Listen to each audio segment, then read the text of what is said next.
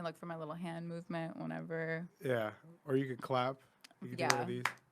You guys, thank you. I'm Krystle Chats, and this is Paul Antonio. What's up? What's up? We're in the comedy pop-up studio, guys. We're doing our Thug Dizzle. This is episode 31 of The Healthy Gossip. It's been a really fun ride, and I thought I would end this year with a bang. And Mr. Paul Antonio, thank you so much for being here today. Yeah, no problem. I'm loving this. Yeah, because you're so quiet. Do you know? Did people tell you that for a comedian? Like sometimes I feel like are you just one of those people who feel like I'm only gonna say some shit when I got some shit to say? Like, yeah, kind of. That's good. Depends. I try to be calculated. I'm like, I don't want to, Okay. just be talking around. Plus, I'm kind of a mumbly guy, so. Okay. Hey, it's own the style. I know. Own it. Self-awareness. I learned that in my last episode that it's all about self-awareness. Okay. So, this episode is going to be dropping Monday, December 9th. My birthday's on the 7th, guys. So you can just tell me now. Thank you. You got anything coming up for the month of December? Yes. Let's do it. Got a couple dates. December 12th, I'm doing my show at Lincoln House in Covina. It's always a dope time. December 19th, I have my show at O'Donovan's Pub in Pomona. So those are both shows that I produce. Then December 20th, I'm back at the Comedy Store in the Valley Room for the Shindig show. So hit me up at the What day is the Comedy Store? Friday. Friday night, early show. You get to come early and then get drinks after. Bill Burr dropped in last time I was there. So. Ooh, juicy. I know. All I like to tell people, I was like, yeah, he wanted to watch me, but that's not how it went down. They played me off. After I went 30 seconds over and they played me off. And I was like, oh, all right, cool. No way. Yeah. It was crazy. Oh. Right in the middle of a punchline, and like, and my last joke, it to the credit of the joke, it sounds like it's gonna go on for a long time. Okay. But it just ends. Oh, okay. Like it just ends. You don't think where's he gonna go with it, and it just ends. But overall, what do you rate the session? It's all right. It's cool. What happened? Okay. Oh, yeah, people commenting. Yeah. Okay. I don't know what they mean though. But well, as long as overall the set was like cool, then you know, it happens. It happens. Like I felt good last episode. I was actually able to finally talk about my tragedy on the Kill Tony show. So that felt good. Yeah, it feels good. You know, and that's what's so cool about comedy is we get to just learn every time. Yeah. You learn so much every time you get on stage. Yeah. So cool. How far you drove here from Covina? Is that where do you live? I live in Pomona. Pomona. Which is like 30 miles east of LA. So that's Okay. my daily commute is Pomona to LA. Okay. But it's cool because like the shows are out here. So. Yeah. Well, thank you so much for driving. Is it over? Because it's over, right? It's not like up or down. It's over. East. Yeah. East, over. Yeah, so driving over. Yeah. Okay. Cool. Take the 10 or the 60. And so how long have you been doing comedy? I've been at it. My first open mic was November 2015. So 2015. So okay. about 4 years. Sick. Yeah. Sick. Okay. Because everybody has different times where they measure when they first started, you know? Right. Which is why last time I was talking about how I lied about how I'd been doing comedy for 6 months. Yeah. Because I was like, you know what? Actually, no, I've definitely been doing it longer than that, but not in a row. I was like, so I only technically lied by a few months if I if I counted only the last time I started doing comedy, which was a year and a half ago. But yeah, my first mic was 10 years ago.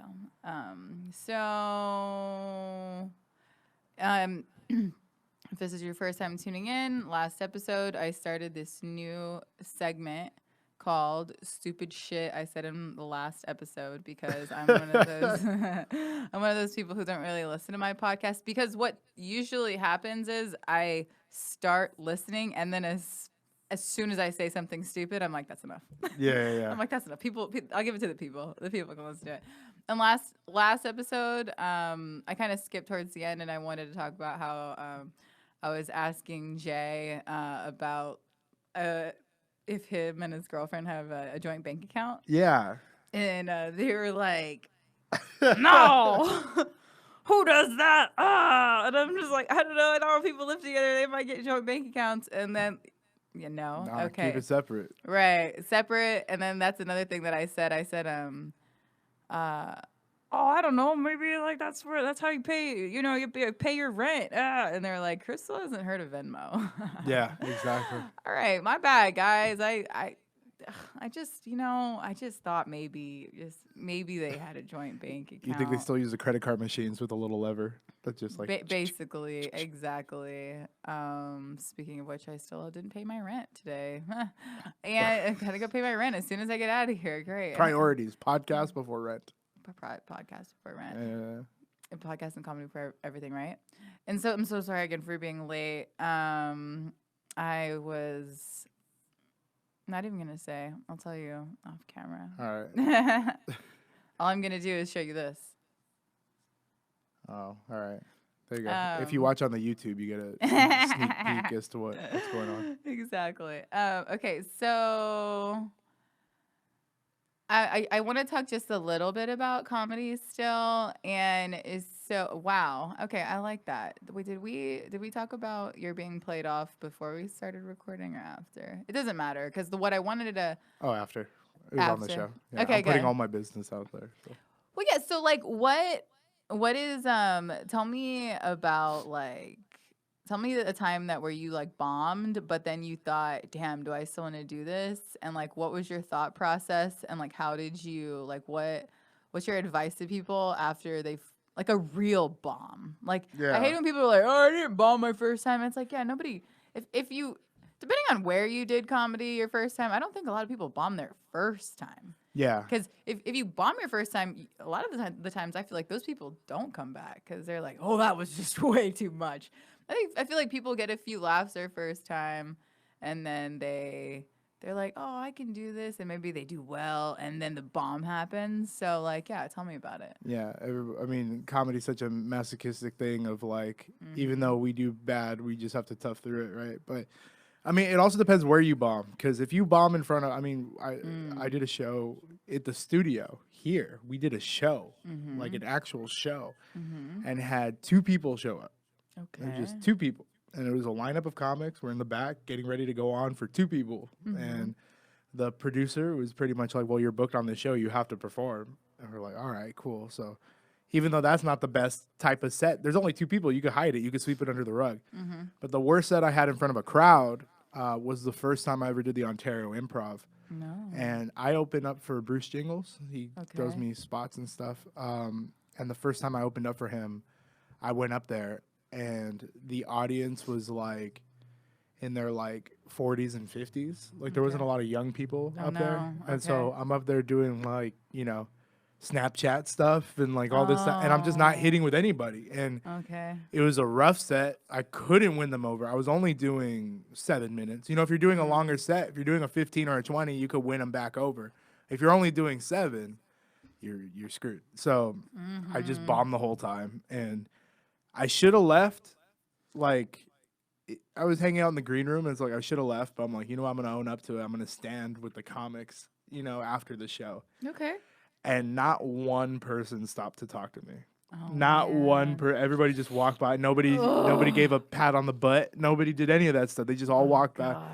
And I was just like, and then this fat cholo dude walks by, and he sees me, and he's drunk, right? Like super drunk. And he's just walking by, and he points at me, and he just goes, you sucked. And then just kept walking, right? Oh no. So I had this idea. At that time, I had done all the other improvs, and I had good sets at the other improvs. Yeah. But Ontario's like the home, home turf. Like that's out in my hood. And I just ate it the first time I did it. And afterwards, I mean, I threw the set away. I was like, I can't do any of these jokes. Of course, I added some back later. But No, that's exactly what happened to me on Kill Tony. yeah. Is that I tried to, I told myself, I was like, oh yeah, I'm doing my tightest 1 minute. Yeah. And then, of course, I was so wasted that I flubbed the line. And then it is a good bit. Like, I've had people who have never said anything to me about any of my material, but they're like, hey, man, like, there's a lot. Like, that's a good bit. So I'm not saying if I would have done it properly, it would have crushed on Kill Tony at Yeah. all. I'm not saying that whatsoever, but it would have been a totally different, obviously, an outcome. And That's how I felt when I was on the stage. I was all, no, man, I messed it up. It's genius. Yeah, yeah. And I Catch me at a real show. You're like, I'm good. I'm not like this. no, oh, yeah, and it was just so sad. And but yeah, Yeah. but of course, I ended up doing the bit again. I did it again. And like, Yeah. so same story. I was like, I'm doing it again. It's real funny, and it still gets laughs. So Plus, it's harder. Like, I feel like for me, it's easier for me to do 30 than for me to do 5. If that makes sense.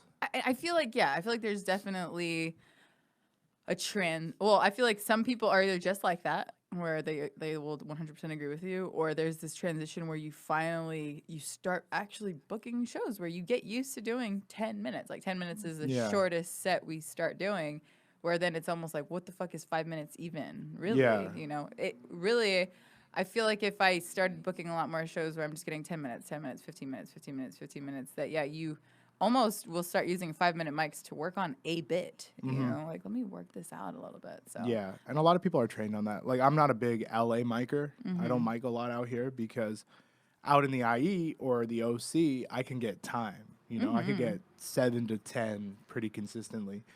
Whereas out here, you know, you're paying your $5 for 5 minutes or whatever. It can be a little like, I'm like, why am I going to sit here for an hour or 2 hours and work Mm-hmm. out 5 minutes when I could go, you know, drinking and then go up and do my 10 or whatever, like, you know, and then you socialize. Like, You still have to be plugged for that. Don't get it wrong, guys. Don't think just because you're gonna go out there, like, he's definitely has a little bit of clout. So a little bit. you earned that, bro. And also, You earned it. the biggest thing that those mics are for is like the networking, right? Which ones? The Like 5 the minutes or 5-minute the ones? mics. I feel like Yeah. the biggest thing is like, you know, talking after and exchanging the IGs and doing all that stuff. And I'm lucky that I run shows and I also, you know, have the studio and I get to work at the Improv every now and then. So I kind of have it's a different level of networking where Yeah, and I it can really, I connect. really hate that you say that too, because it's so true. And because of that, like, I don't treat those mics like networking on purpose. I have obviously networked through those mics. A lot of the people on the show have came through Bert's back room.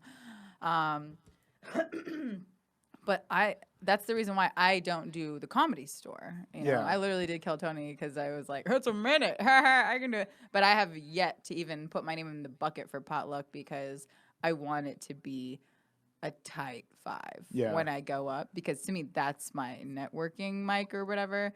So yeah, I totally get it, because because now that you say that, hindsight being 2020, I'm like, gosh, it's almost like you don't know where to practice, because you're like, where am I allowed to practice and just eat dicks like Yeah. hard and be like, all right, I want to go up and just bomb horribly because I'm working this new shit out. And because now so many people go through those slotted mics, you're like, well, I just don't want to suck anywhere. And it's like, it's annoying. It But becomes more like an audition.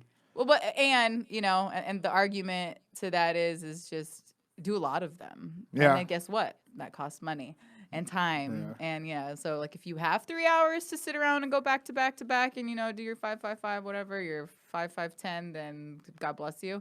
But man, it takes time. Yeah. So okay, well, good. And so when that's a cool answer that you said you got rid of the set and then you're like, Yeah, nah, it's not that shitty. I wrote a lot that night. Well, I remember I wrote a lot.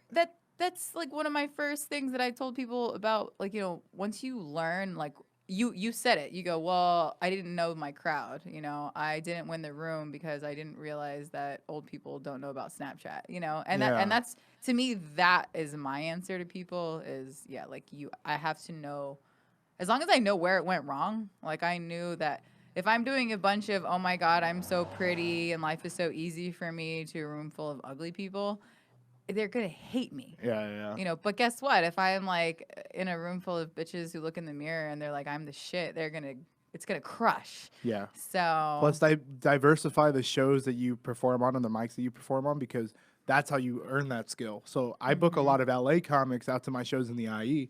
But if you know anything about the IE, it's more of a blue collar. Like the audience that are coming out, they just want to come drink. They don't care about auditions. They don't care about that. So the comics that go up there and talk about like Hollywood stuff, or there's a specific style of like LA comedy that doesn't work anywhere outside of LA. you know? Yeah, So like shout out to Josh Edelman, who apparently murdered a show the other day because he was doing all comic material. Like material, because guess what? It was a room full of comics, yeah, so yeah, he was yeah. absolutely he was crushing. But I wasn't even there, Josh. I'm just hyping you up because I think you're funny and I love you. But no, but like yeah, every single person in that room would agree. If it was all a normal crowd, he couldn't have done that set. So Exactly. The further I get away from yeah, LA, the less PC my set is.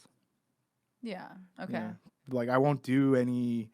Like I see a lot of comics do like trans material in like LA. I've been dropping the F bomb. Yeah. Oh yeah, I've been doing it. And how's it been I got received? away with it every time so far. Really? Yeah, not one person. Yeah. Yeah. But I think if I did it, it'd be a little different. Yeah. It'd be a little bit more threatening. They're like, what? Yep. This guy. But like I can't even drop. There's jokes that I've lost them. It's like they'd be good jokes, but I've lost them because I've said bitch. Ew. You know? And God.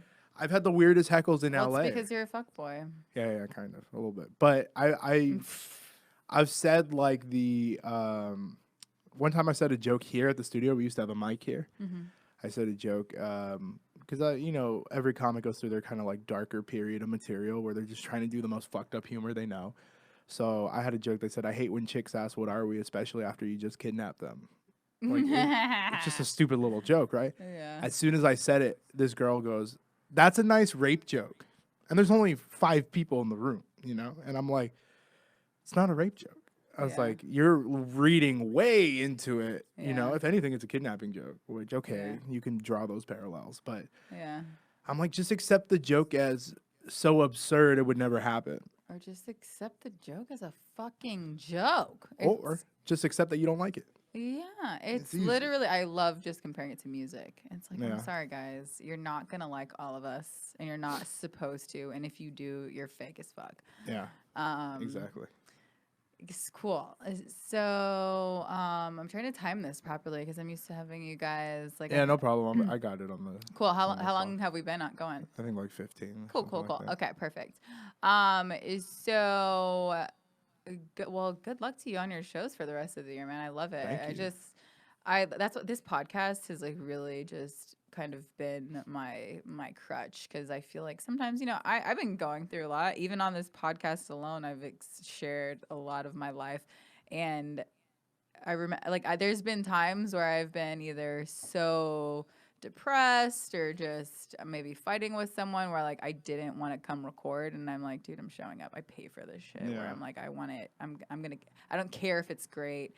And then that's another thing. A lot of people ask me why I don't why don't you advertise your podcast? Or because it's still a work in progress. I figure after episode 50, then it'll maybe be a little more polished, and then I'll start, banging it out. And when are you starting your podcast? My podcast is out already.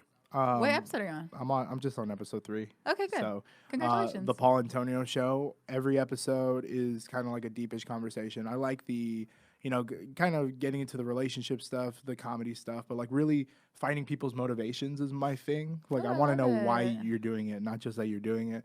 And we also are doing the top 101 comics of all time. Every episode we release. So starting with 101, we release the next comic on my list because I hate the lists that are out there. Okay. I mean, if you look, even like Rolling Stone was like the last entity to put out a list, and they had Tig Notaro ranked above Bernie Mac. And I was like, yeah, that's a trash list, in my opinion, But so why do you do this? why am I doing the list? No, why do you do comedy? Oh, why do I do Oh, that's a good segue right there. Validation, probably. Yeah, I don't know. I've always been a performer, like I was a musician growing up. Played in like different orchestras. I was like a brass dude, so I played in like different orchestras. I played at the Walt Disney Concert Hall and all these different places. Wait, what did you several instruments, brass, what? I played everything that was brass. No way. Pretty much. Like trombone was like my main instrument, but I was like a coach too. So like I coach like trumpet and all that type of stuff. Have you ever thought about bringing it on stage? No. Okay. I'm not going to. I'm not going to. Just because I see a lot of comics doing it, like that are like, oh, I play an instrument, or, a lot of comics are like former band kids that we were so used to being on stage that like that makes sense. The first time I ever told a joke in my life, like not in my life, but like on stage was In Pomona, we have what's called the Fox Theater, which holds like I think like 2,000 people or something, and it was Okay. sold out for like we had like a showcase at the end of the year, Mm-hmm. and they asked all the seniors to introduce the next song, and all the seniors were going up there, and they were like, "My name is this, and I'm the." I'm the vice president of the band, blah, blah, blah. Like, they were all, like, very strict about their position and everything, and very serious. And I was like, this is stupid. And I was the president at the time. So I was like, I could go up there and be like, I'm the president, and get applause, whatever. But I went up before, and I was like, my name is Paul. I was like, you know me from serving you water before the show. Because I was just walking around with, like, a water thing. So, and I got a laugh, and, like, from the whole theater. And so love my it. first laugh came from, like, 2,000 people, you know? Yeah. And so that was, like, crack. After that, I was like, this is what I need to do, So, That's a cute story. right? It's a little unique, but yeah. So I was a musician, so I was always used to being in the spotlight, and Okay. even when I listen to music, I don't imagine myself like when I go to shows. I don't like I'm kind of not in the moment, like in the audience. I'm imagining myself on stage doing what they're doing and being Okay. like. Even when I listen to music, I imagine myself as the performer, not the person enjoying the music. So it's kind of I'm like Performer and not the person. Okay. Yeah. I'm kind of like stuck in that mentality. So I'm always like, even when I go to I shows tell that now. to people about movies. They're like, how? Because I don't know if you know this about me, but I was an actress first. Yeah. And people are like, how have you not seen this movie? You're an actress. You've got to study this. And it's like a lot of the times when I'm watching things, I immediately get in my head, Yeah. like, oh, I could play this role.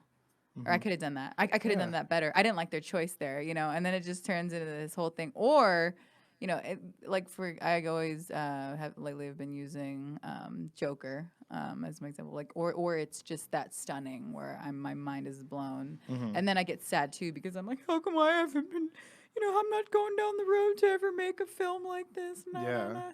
But and then I did post on Instagram today though that there was it was from The Skim. I don't know if you saw that post that I put up. No. It said, I unfollowed you. Stop. I was joking. God.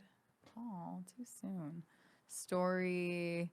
It said, here it is. 102 and 88. 102 and 88. The ages of a musical duo that just dropped their first album, Forever Young. Yeah. So. I mean, you kind of need that chip to kind of make it in this industry where, I mean, there's a lot of comics out there, right? There's a lot of actors, actresses, there's a lot of people, but half of the people are doing it, and this is generous, but half of the people are doing it to be successful. Half of the people are doing it because they need it internally. And as much as people need it internally, you kind of need that extra chip of like, okay, but I need to actually do something with this to kind of keep pushing yourself forward.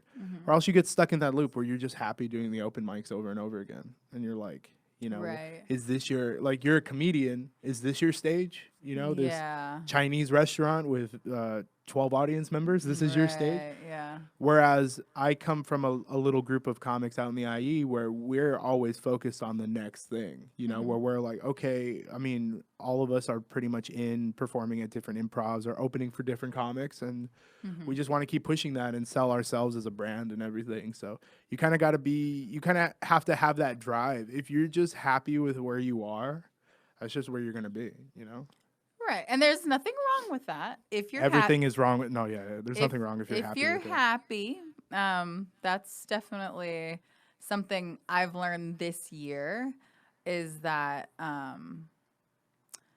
one, when I had my dark times where I remember I think it was like also right around the Kill Tony time, I had just also someone canceled me on their show. They're like, oh, I booked too many people, and then that happened, and then I don't even. Oh, yeah. At that point, it was a really nasty boy situation where I was just uncomfortable with myself, and I realized though that once that time period ended, and then I did a couple of shows where I did well, and then I still loved my podcast. Like, okay, yeah, it's not always gonna be a high either. Oh, yeah. No, it's a roller and coaster. that's why I think most of us don't. Like the ones that keep coming back. I always make it a point to tell people that I did quit, and when I quit, I was not happier, and but I'm not saying and if somebody quits again, just please, I just wish all of you, if any of you do quit, that you're happier from the result. you know, because for me it was such a big deal. Because when I quit, I definitely was not quitting for the right reason. Mhm. I was quitting because of some shit where it was not the right reason to quit.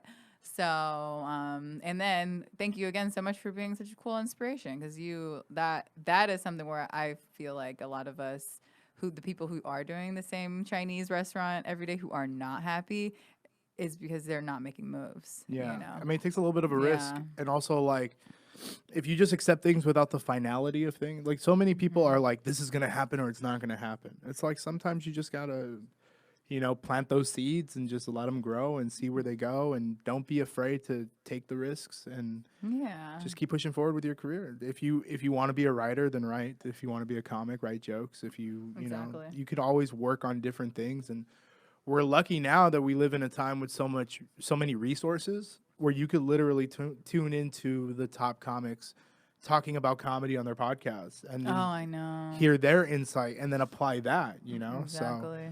So, it Which just makes takes, it a lot more competitive. oh, for sure. Very competitive. And you do have to kind of stand out, and it's hard to stand out in this industry. So just use what's unique to you to your advantage, you know? Yeah, it's a little tough. Okay. So, do you have a girlfriend? I'm in a thing You're in a thing. Ooh, I love where, it. Are we cool to talk about it? yeah, we could talk about it. It's cool. Okay. You know the rules, right? Yeah, you gotta be, it's all Don't- about gossip. Well, don't But- name names. Yeah. And then if I say anything that you don't want to talk about, just, you know, yeah. Yeah, Okay. yeah. No, we're good. We can talk about anything. How long has this thing been going on? This thing is fairly recent, but it's with somebody from my past. So there's Oh, the no. familiarity is already there, but the agreement is, you know, no label, no exclusivity kind of thing. But we kind of got each other's back. You know, we'll go see each other and hang out, but there's no pressure. See, that's where I made the mistake in one of my last things, is that I didn't have the balls to be like, I don't want to be exclusive. But which is why I ended up looking really bad and like a liar, because I wasn't seeing anyone, and then when I decided I want to see other people, I was just like, well, I kind of said I don't want to be your girlfriend, because in my like small brain, it was like, well, if I don't want to be your girlfriend, doesn't that automatically mean like it's either gonna be I'm going to either fall for you or I'm not. Yeah. So because I want to make that very clear with people, if someone tells you they don't want to be exclusive, that's exactly what that means. It means they're taking a risk on you where they're hoping maybe I'm going to fall for this person. Maybe. Or maybe I'm not.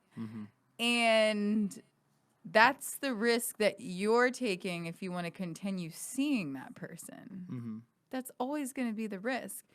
And it contradicts one of the episodes that I had where I was talking about the fuck yes or fuck no.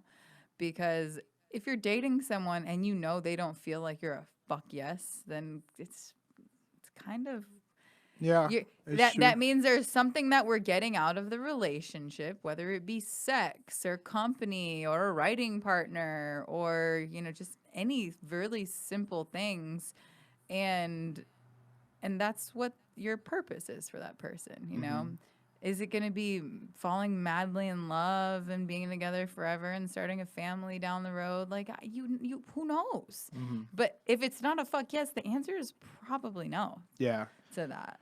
It's true, but there's also, I mean, I've always made the mistake of people that I've dated, I've not really known them that well. So it's like That's interesting. getting official within like a month or two of even meeting the person can be crazy. So this time around, I did something different, which is where we were best friends for like a year and a half. Where we actually dated other people while we were best friends. But at the end of the day, it always seemed like me and this person me and her would always end up hanging out or just enjoying each other's company. And it wasn't physical in the beginning. Like, it wasn't that. But the first time around was just, I mean, I'm a big believer in timing. I think everybody is. So it was just bad timing where I was just really starting to hit comedy hard. I wasn't getting booked anywhere, and now it's funny because people talk about like my reputation, or they're like, "You got some clout," like you got this Mm-hmm. stuff. But back then, I didn't have any of that, so it Well, took. rightfully so. You Yeah, shouldn't have it when you get started. And if you do exactly. get it, a lot of the times it's a bad look because Yeah, I've seen a couple of comics come out because they're famous from other places or other like areas in their lives, whether it be acting or fighting or whatever like popularity that they have that they try to bring it into comedy. And like because comedy is the hardest art form, I don't give a fuck what any of you say. Like it's one of the top three. Top yeah. three. Besides, like, what, painting? I don't know. Like, it's hard. Well, even people who paint don't get yelled at. Like, why did you paint that? you know? Yeah, you can do it in private. Exactly. Yeah, Like, we're we get definitely criticized in real time. in real time. In Yeah. real time. If you do something, like, yeah, imagine, like, painting a tree on your big canvas and every time, why'd you do that? Yeah. What a shitty tree! Like that's exactly what Someone could happens paint to a swastika, and the first thought would be like, "Well, there must be a deeper meaning behind it." Exactly. But we're over here like, yeah, ours is one of the few art forms that people will think you're a bad person just based off your art or what you're doing. Or one bad painting. Exactly. One bad set, you suck. You fucking suck. Good luck climbing out of that ditch that you just Yeah. crawled into. So yeah, I think you did it the right way. Like that would be so, and it's so annoying and it's hard. Like, so again, I've seen people who've come from places where they have a following and then they go up and they try to do their funny thing because maybe they've done well before, and then the bomb thing happens, and because they don't even know what they're doing, they're like, "Oh man, you guys just aren't listening to me," and it's like, Yeah. "Oh, you're not good yet. Yeah, it Like, takes chill time. out. Like, chill out, man." It takes time. And the biggest thing like that helped me was, and I've talked to a lot of vet comics who says a lot of people have said it takes about 7 years to have your confidence, right? Like to get your confidence. I totally agree with But that. but they tell me, just because I have a musical background, they say, you already have that confidence. You can go on stage and not be afraid. And I'm not.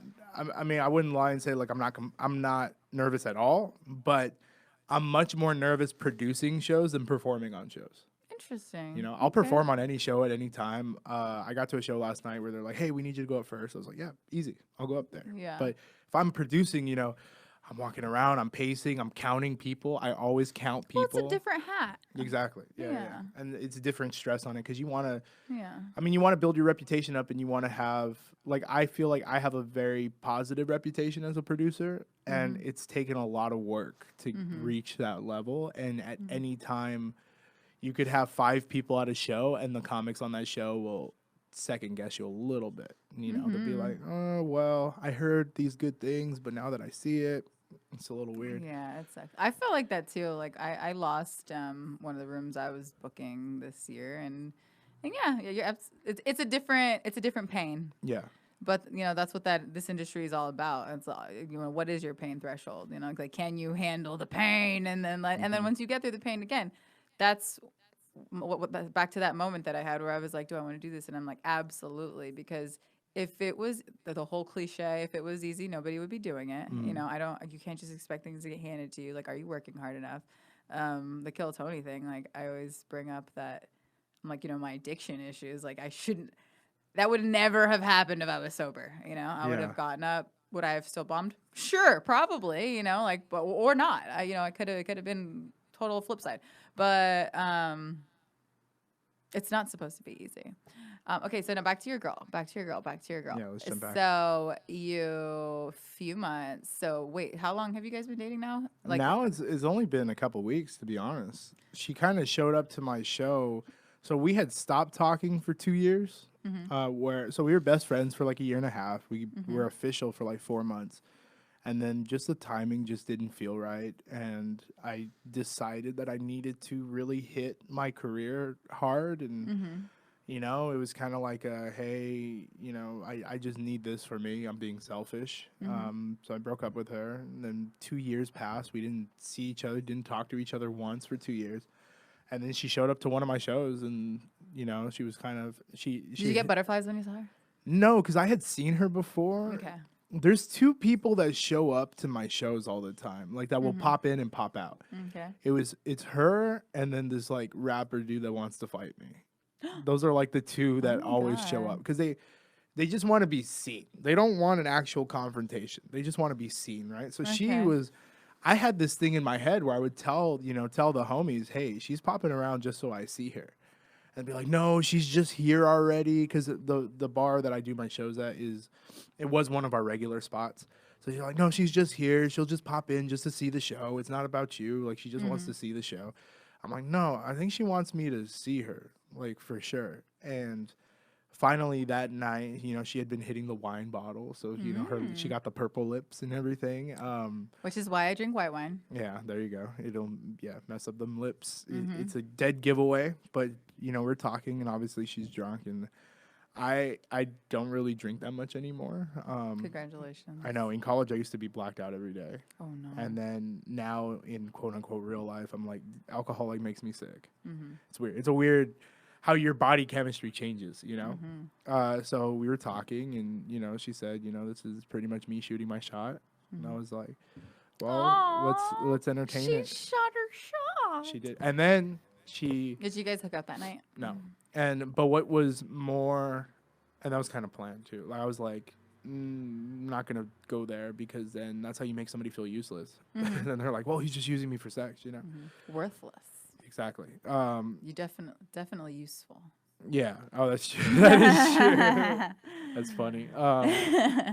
Yeah, but she did validate though that she's like, yeah, I mean, whenever I remember one time, this girl from Tinder came to one of my shows, and me and her were talking, right? And now my show's upstairs, and then after the show there was karaoke downstairs, so we'd take the whole party downstairs to do karaoke and just drink and hang out.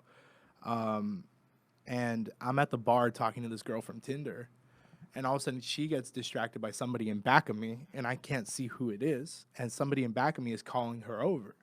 And I don't care. Like, I'm not jealous, like, at all. Because I'm very secure in what I am and what I offer. I have a big ego, So I'm just very secure. And if you didn't know, me calling him a fuckboy earlier was like a callback to Pete Suval's episode where he's a fuckboy. Fat boy in a fuckboy body. Yeah. And then Paul's the opposite. I'm the opposite of that. Because Pete used to be fat and then got skinny, where I'm the opposite. I used to work at Hollister on the floor, and now... On the floor, bitch. I look like this. Anyway, so now I've You're thick. Let my work get to me. I know. Linebacker body. Anyway, so the girl from Tinder gets called from somebody in back of me.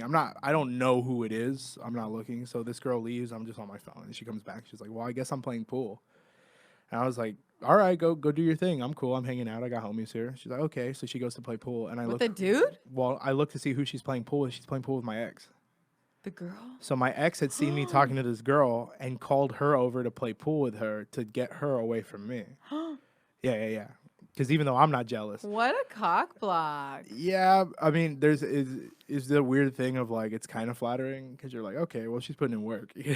She's like, she knows what she wants. But. And this is the one you're with now? Yeah. The girl who got the Tinder date away is your girl? Yeah. Good for you, girl. Yeah. She kind of won it over. Fight for what's yours. But like I said, it's also like even though it's an open relationship. And I wouldn't even say open relationship. It's not really a relationship, Like, okay. It has aspects of that, but I'm at a point where I really want to hit what I'm doing and not have any restrictions and, just keep going. But you can be successful with that as long as the communication's there. And there's one thing about me is I'm very, very direct with my communication. And if I need to do a check-in, like just to make sure we're on the same page, I don't let things get vague because I have before. And that's when everything's messy and you think that you're starting to develop something and then the other person doesn't see it that way. And it's just messy. No gray areas, You got to be like, hey, this is the deal. You're good with it? Yeah, I'm good with it. Or no, I'm not good with this part. Or so, like, that's what I'm about, So we have an understanding where... So, let me ask you this. So you're out one night and I don't know, you get introduced to someone and I don't know, sparks fly, Mm-hmm. and you're like, "Ooh, who are you?" Like, I really want to just take this girl out, Mm-hmm. you know. So you're allowed to take that girl out Yeah, absolutely. because it's open. Mm-hmm. Now, let's say you take the girl out and you're like, "Shit, like I really want to date this girl." So it's not a breakup conversation that you have to have with the other girl. Mm-hmm. It's just like it's honesty. It's, hey, I just want to let you know that Yeah. I know we're not exclusive, but I met someone else. Mm-hmm. So, and then at that point, you guys just are nothing anymore. There's no friendship. There's no. So But there is a friendship. so she would, but that's my question is like, you think she would be like, all right, it didn't work out, cool, uh, great, I'll just be your friend, and now you could just go be in love and fuck her and call me if you need to talk about her. Mm-hmm. It's that, Yeah. And this really. is why. And But that's not. But that on for her part, that's painful though, because obviously, if she's stealing you from Tinder dates, she's a lot more invested in you. yeah, I would agree with that, but also like our conversations that we've had are very much like she was more in love with the friendship part. Mm-hmm. Like, not to say that the relationship part didn't mean anything, but she was more like, she told me that the biggest thing that hurt her about our breakup was that she lost her best friend. She's like, I lost the person that I got to hang out with. She's like, even though, yeah, we fucked or yeah, we were, dating or whatever, like, she's like, that didn't mean as much to me as the actual friendship, being able to hang out every day or whatever, like that aspect of it. So, I mean, it would be difficult, yes, but one of the conversations that we had, she straight up said, she's like, I don't want to prevent you from meeting somebody, you know? And I'm going to do what we do on the healthy gossip and say that's actually the thing that hurt me about the last one is that I really felt that I'm gonna IG live this. Yeah, go for it. This is monumental. I'm gonna IG This is a breakthrough, live a breakthrough right here on this. the healthy gossip. I'm gonna IG live this. Here we go.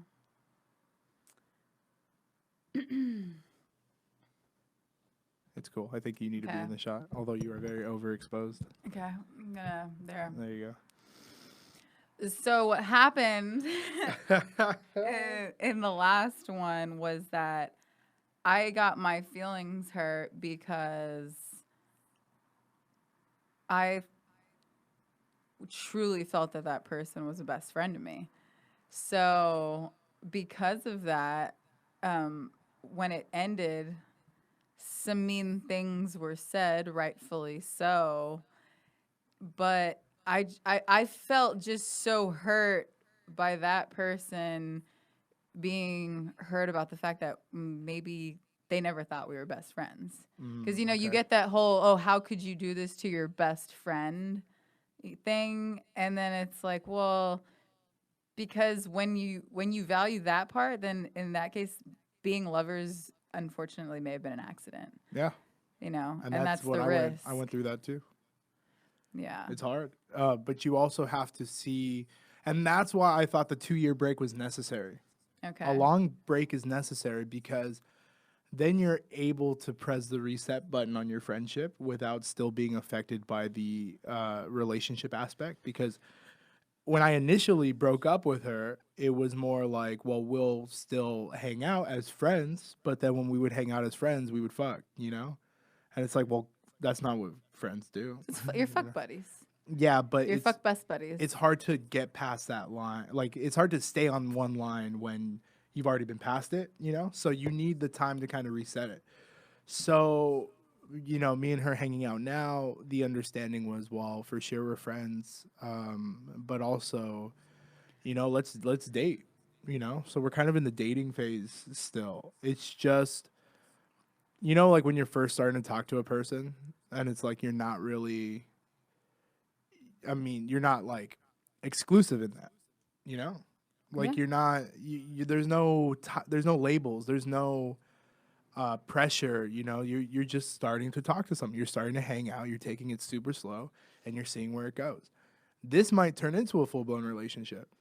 We enjoy each other's company, But it also might But just put yourself in like let's pretend you have a dream position like for your goals, because we've made it very clear that you are not the Chinese restaurant comic that's cool I mean, trust me, with I'm still there every week if you want to see me in Claremont. no, but that's what I'm saying. I'm But you're still not there. okay with it, like you said. You're like, no, fuck relationships. I want to get where I'm going. Yeah. You know, I want it to be in a club. I don't want it to be in a Chinese restaurant. Yeah. So like that's my point. Is that if you were to get to that next step where you're like, I moved on. Can you envision having her being the one? Yeah, absolutely. Okay. Absolutely. But it's going to take my focus right now is not relationship stability, it's financial stability and career stability. Those are my Yeah. 2 priorities right now. Right. And she knows that the comedy and like the hustle comes before the relationship stuff. But that's the understanding. We're kind of investing in each other, you know? Sometimes investments don't pay off, sometimes they do. But Absolutely. we're in the investment phase. And again, that is what really hurt my feelings about the last thing, is because I felt, I do want to be open enough to say that I felt kind of attacked, where I'm like, I'm not a perfect person, and yeah, I've definitely told some lies in my day, and I've tried to protect people's feelings when in fact I was indeed hurting them instead, hurting them. And so I walked away from something where it's like, okay, but why does it have to be so mean? Now, whose decision was it? It was it it was my fault.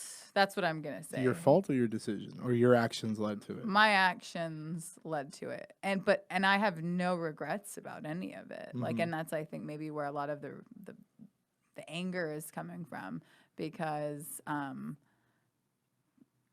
literally had someone tell me, it's making me mad that you're being nice. And I got where he was coming from, but at the same time, I'm like, well, I don't hate you, so why do I have to be mean, even though you're being mean to me? Because like, hurt people, and I'm not really hurt right now. Yeah. So I'm hurt about losing a friendship, but like romantically, I realized like it was not. I made a mistake, you know. And that's easy to. I mean, not easy necessarily, but with some time, it's easy to take that step back. And I had people in my life where they were friends, and then we'd hook up, and then afterwards we'd be like, "Oh yeah, we're not really compatible in this way. Let's just go back to being friends," and it's been completely fine. Okay, You cool. know, I've had like 3 or 4 friends like that where Yeah, and I don't want to be friends. I'm fine with it now. I've realized that you're a better person than I am, because I'm just like, no. And if your don't friendship need to was be rooted, friends. if your friendship was rooted in that or rooted in like the physical stuff or whatever, then it's not really a friendship, Right. Because all right. friendships, especially with friendships with opposite sexes, they need to have some type of level of asexuality to it. Or completely. Yeah. Okay. Do we have what's our time? Well, this is going to kick off at an hour. I think we're at like 45 or like 47. Okay, that's good. That means I still have time to talk about a little bit more. Yeah, absolutely. I wanted to ask you. Okay, so can we talk really quickly about the healthy part? So like, a shout out to Peter Surs. I'm glad, and shout out to podcast, because that's how, after 8 years of friendship, I finally have learned how to say his last name correctly. He's always gonna be Peter Sars to me. And yeah, and also a big fuck you to everyone who's like, it's Bali, it's not Bali, it's Art Basel, it's not Art Basel. And I'm like, dude, okay, you're fuck you. Yeah. It's like tomato. Let her pronounce it the way that she wants God, to. Right? or yeah, like correct me, but it's like, I also used to always say Nevada. And Okay. It's Nevada. Well, that's completely wrong, but all right. See? No. I'm like, No, I'm just joking. All right. Nevada. All right. Nevada. It's not so much fancy. Nevada. Yeah, I thought it was Nevada. Just say Vegas. There's nothing else in there. There's nothing else there. Yeah, just say Vegas. Yeah.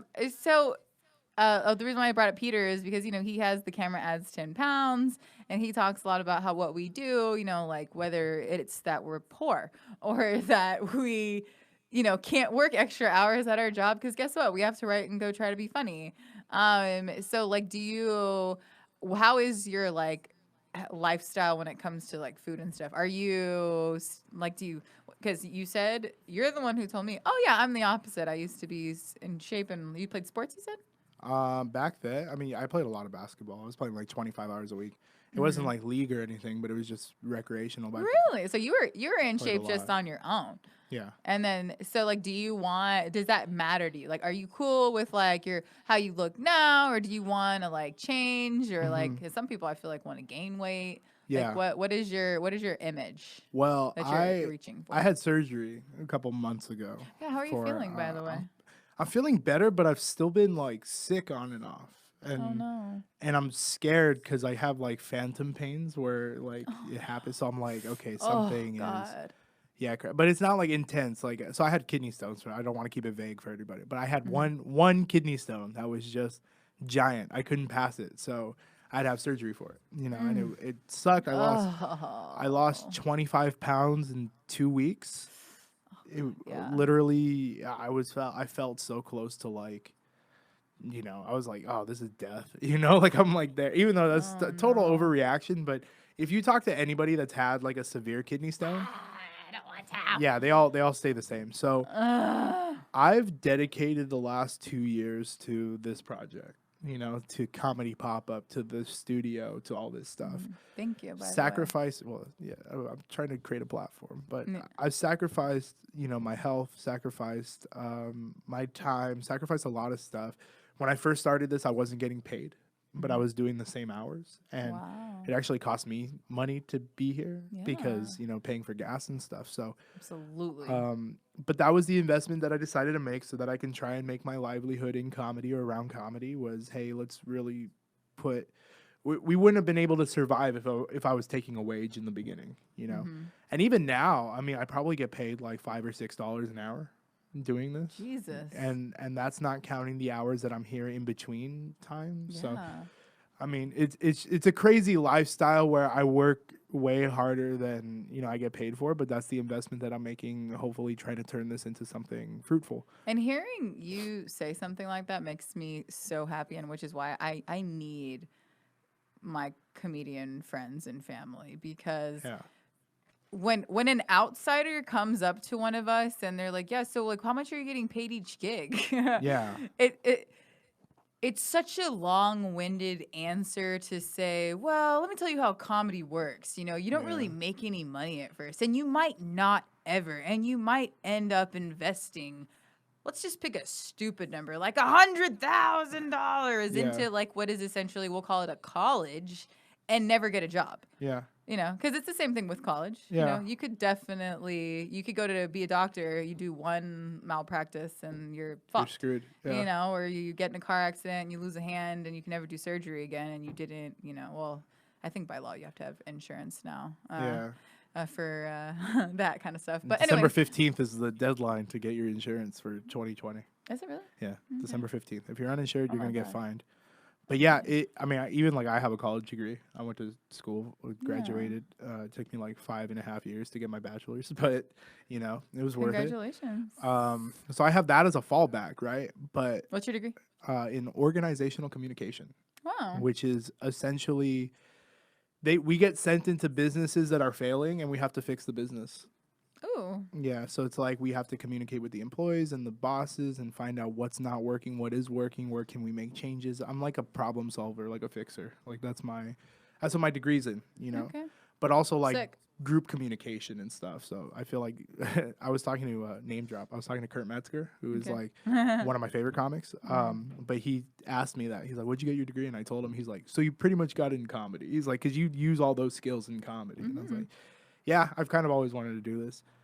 But I have my backup, like I could use my degree and jump into an office job and be happy and be making a lot of money and be able to be out at bars and stuff and buying rounds for everybody. Like I just don't have those funds right now.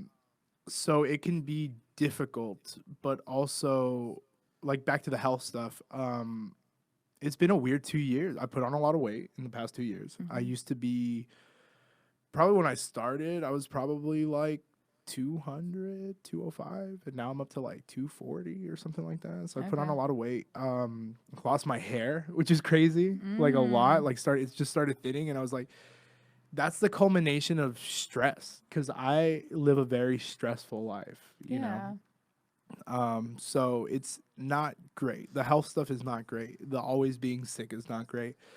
The fact that people notice that you're always sick is not great. Where, Mm-hmm. you know, when people come into the studio and their first question is, how are you feeling? That's not Yeah. good. But I feel like I'm turning a corner in terms of solidifying what this is and what the business is. And I feel like my investments are finally starting to plateau where we will break even. And, you know, we're working on some exciting stuff with the studio that I can't talk about, unfortunately, but it will make it all worth it once those things kind of start to happen. Well, And thank God, because I've been here. yeah. Crystal's been here. But also, like, if those things don't work out, Mm-hmm. then it may be time for me to kind of call it and be like, okay, well, now on to the next phase of my life. Yeah. But I'm always grateful for Well, thanks this. for being so transparent about all that Yeah, on absolutely. here. I'm very, I mean, I always want to preach to people to, like, you know, be genuine and, you know, don't try and sugarcoat anything. You got to be political sometimes, like me not being able to talk about this stuff. But I feel like I've built my whole reputation on being a genuine person, you know? Well, I don't And care what anyone says. If you're literally sacrificing your health and your well-being for something, like, then yeah, that's already like yeah, hats off and kudos to you, thank you. because But that's how badly I want it, that's you amazing. know? Because you better believe that I'm getting my sleep.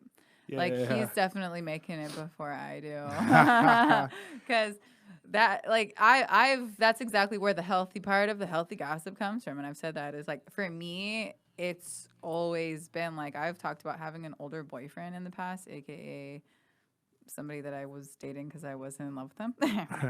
A gilf. And well, and I like enjoyed it because I like, one of the cool things that I tell people about it is like, that's a whole other episode, is like, there's something really nice about, you know, someone who, like, if I'm pursuing comedy and acting, you know, and I'm not working a crazy job, because like, I too have a skill set to where I could go work in a corporate setting. Hmm. Um, but I like being able to say, hey, can someone cover my shift? Like, I want to go, even if I want to go to a show, not even perform in a show, Hmm. I want to be able to say, this isn't my career. Like, and that's exactly what a corporate job will do to you. But anyways, the point of me bringing that up is like, yeah, no, I love being able to have like a good food and drinks, like, and like being able to take care of myself, because when we are all about this lifestyle, and when we're just like, God, like, you literally can't afford so much of it. Like, when I've had days where I'm like, I literally can't go to this $5 mic right now. I Hmm. can't. I'm like, I literally can't. Like, I need to wait another day because my check's coming in a day, and I might need to eat something, or Yeah, like just something like that. And cool.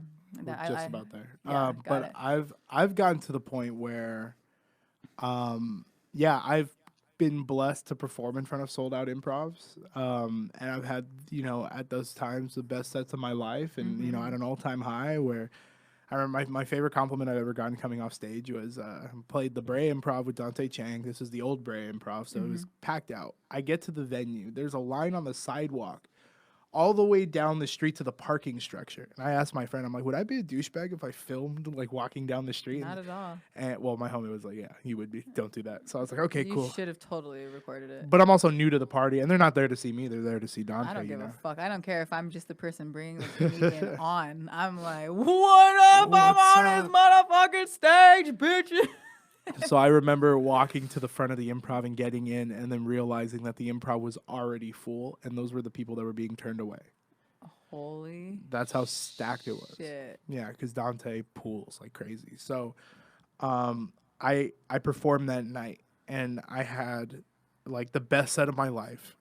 And I get off stage and I'm walking, and as I'm walking, people are like high fiving me as I'm walking by, and then this old cholo dude stands up, and I'm like, all right, like I talk about cholos in my act too, so I'm like, Mm-hmm. all right, this is gonna be a thing, you know, it's either gonna be super positive or super negative.